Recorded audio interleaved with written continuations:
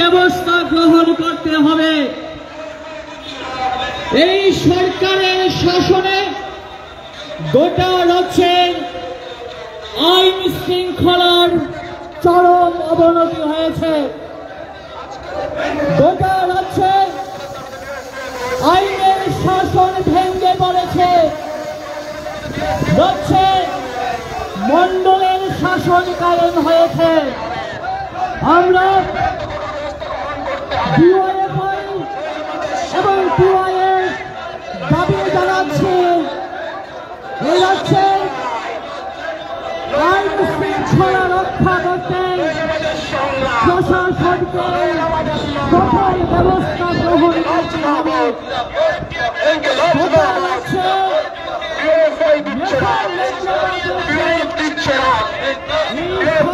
আজকের দিন কর্মসংস্থানের দাবিতে ডিএফডিএফ লোক সেই লড়বে। কর্মসংস্থানের দাবিতে ডিএফডিএফ লোক সেই লড়বে। দুর্নীতি জঙ্গলবাদের অবসানের দাবিতে ডিএফডিএফ লোক সেই লড়বে। কর্মসংস্থানের জঙ্গলবাদের অবসানের দাবিতে ডিএফডিএফ লোক সেই লড়বে। কর্মসংস্থানের দাবিতে ডিএফডিএফ লোক সেই লড়বে।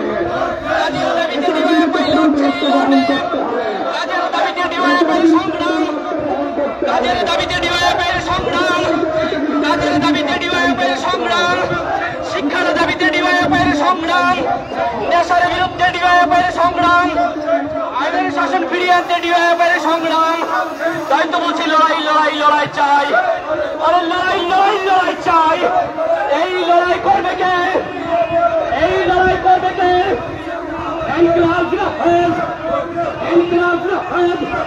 ডিওএফআই জিন্দাবাদ, ডিওএফআই জিন্দাবাদ।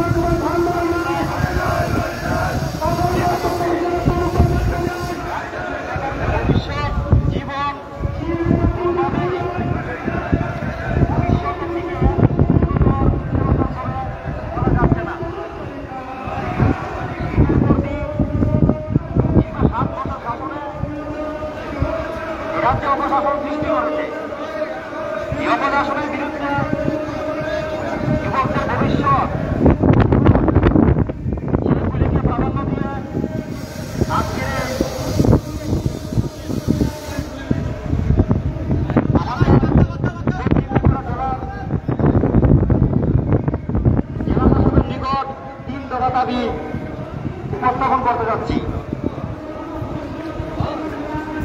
এই রাজ্যটাকে যে ধ্বংসের একেবারে শেষ প্রান্তে নিয়ে গেছে, সেই প্রান্ত থেকে রাজ্যের প্রতি অংশের মানুষ, শ্রমজীবী, খেটে খাওয়া, সবাইকে ঐক্যবদ্ধভাবে এগিয়ে আসতে হবে। বর্তমান সময়ে যে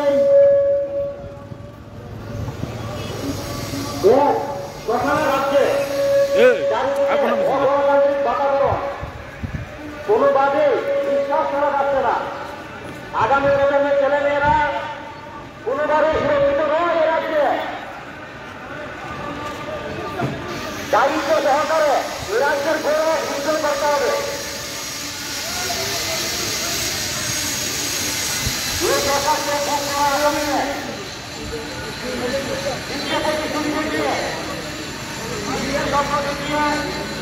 সালে এই সরকার